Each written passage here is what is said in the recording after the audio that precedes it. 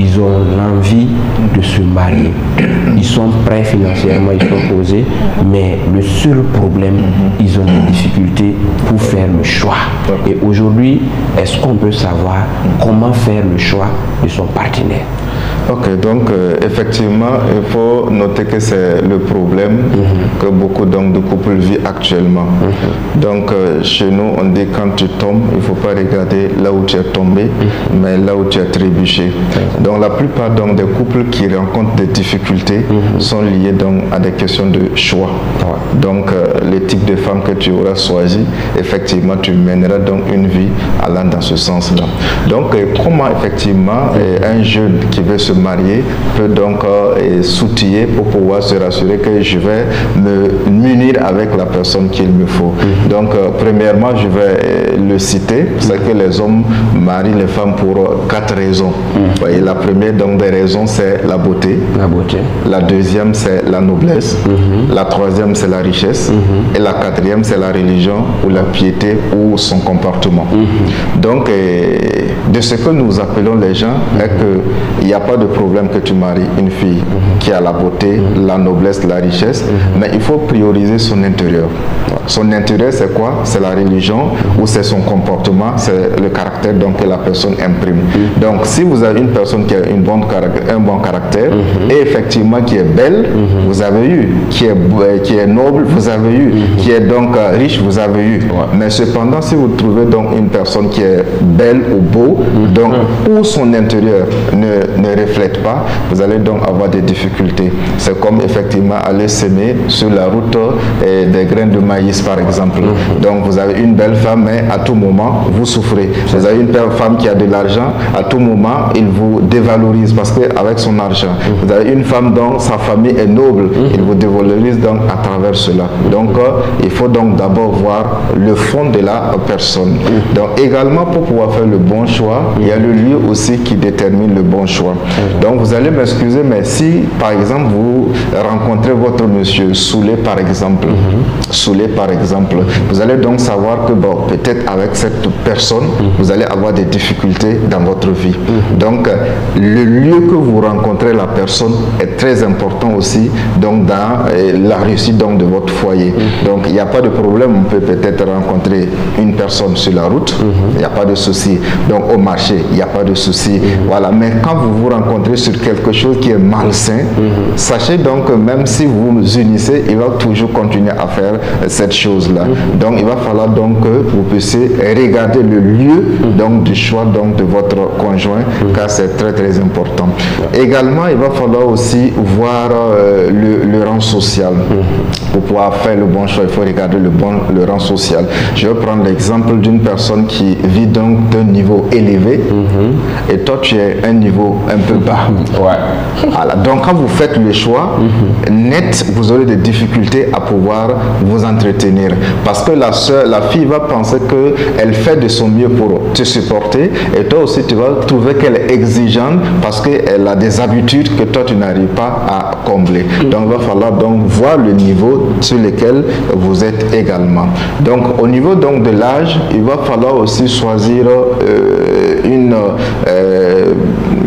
conjointe qui va pas avoir peut-être l'âge plus bas, parce qu'il y a des jeunes qui le font. Par exemple, la personne à 30 ans, il se marie à une fille donc de 16 ans par exemple. C'est pas mal, parce que vous vous avez posé la question de comment faire le bon choix. Donc, cette fille donc de 16 ans est en train de vouloir jouer au BCC, voilà, au Bososo, et toi tu es mature, tu n'as pas le temps donc d'aller jouer avec cette personne. Donc, il peut y avoir donc des déséquilibres entre vous et la personne, parce qu'il y a une question donc générationnelle. Donc, et quand vous n'êtes pas prêt à aller dans sa génération, vous aurez donc des difficultés à collaborer ensemble. Donc, il n'y a pas donc de problème que l'âge de la femme dépasse l'homme. Il n'y a pas de problème que l'âge donc de l'homme soit supérieur à celle de la femme. Bon, la règle générale est que c'est l'homme qui doit avoir l'âge plus donc que la femme. Voilà, c'est certaines femmes, quand l'homme ne le dépasse pas, en fait, elle a des difficultés à se soumettre. Voyez, donc c'est fait donc quand vous êtes un peu comme ça, il va falloir donc le faire. Donc, mais avant donc d'aller dans ces choses généraux, il va falloir donc que si moi je veux m'engager dans le mariage, je veux faire le bon choix, que je puisse m'étudier moi d'abord, je puisse me connaître. Je suis comment? Je suis colérique. Je suis un beau parleur, je suis quelqu'un qui est timide, voyez, je suis maladif, voyez, je suis comment?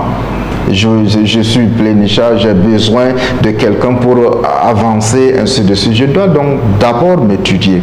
Si j'arrive donc à me connaître, je saurai donc quel est le type donc de personne que je vais aller vers pour que ça puisse marcher. Parce que dans le mariage, c'est une question de complémentarité.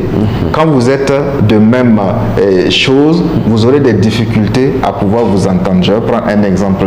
Dans le foyer où madame parle, monsieur parle, mais vous savez que c'est les voisins qui vont venir vous écouter. Personne n'est là pour pouvoir vous écouter. Mais quand il va se trouver que dans le foyer, il y a un qui parle, il y a un qui écoute, alhamdoulilah, vous allez voir donc ils vont s'entendre parce que un aime écouter et l'autre aime parler. C'est une complémentarité, il n'y a pas donc de problème.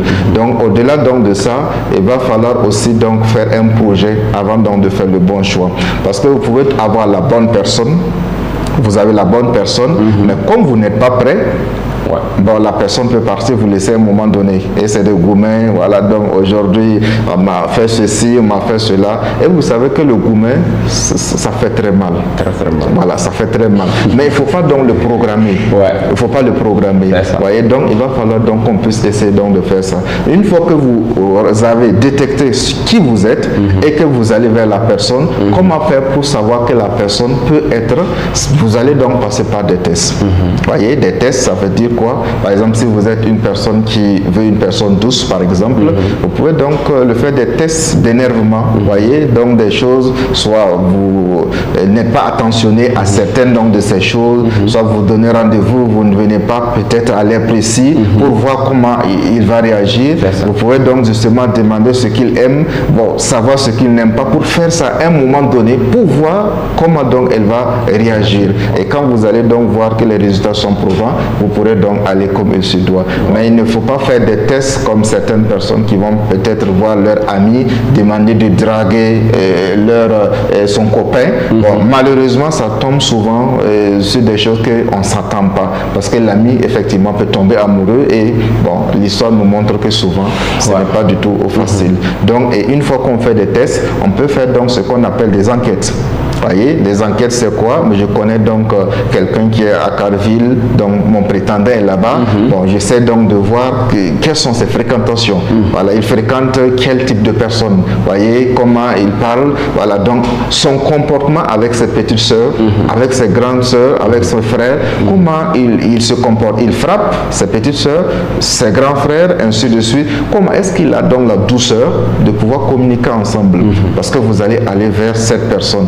Et ça, la plupart du temps, dans les sociétés, c'était un peu les tantes et les petites mamans qui aidaient donc la jeune fille à faire ses enquêtes. Également au niveau de l'homme, avec ses oncles, ses tontons, qui souvent l'aident aussi à faire ces enquêtes-là. Donc, pour pouvoir avoir effectivement fait le bon choix, il va falloir donc passer par là. Mais ce n'est pas suffisant. Parce que ça, ce sont des actes que vous faites vous-même. Mais comme vous ne connaissez pas l'invisible, qu'est-ce que vous allez faire? Vous allez consulter le boss, le créateur. Voyez, vous allez le consulter. Et de là, donc, si vous êtes musulman, il y a une prière que vous faites pour savoir si lui-là, il sera bien pour moi d'ici-bas ou dans l'au-delà. S'il ne sera pas, la prière donc va vous montrer, voilà, donc à travers son comportement, à travers des événements qui vont venir, soit la famille refuse, soit des événements se passent, et de là vous allez donc vous en sortir. Super, merci beaucoup. Je pense que ça ne dépasse pas ça, parce que mon chaman to be flou kono. Il n'a il mis, il a muso walama il tche il va souvent du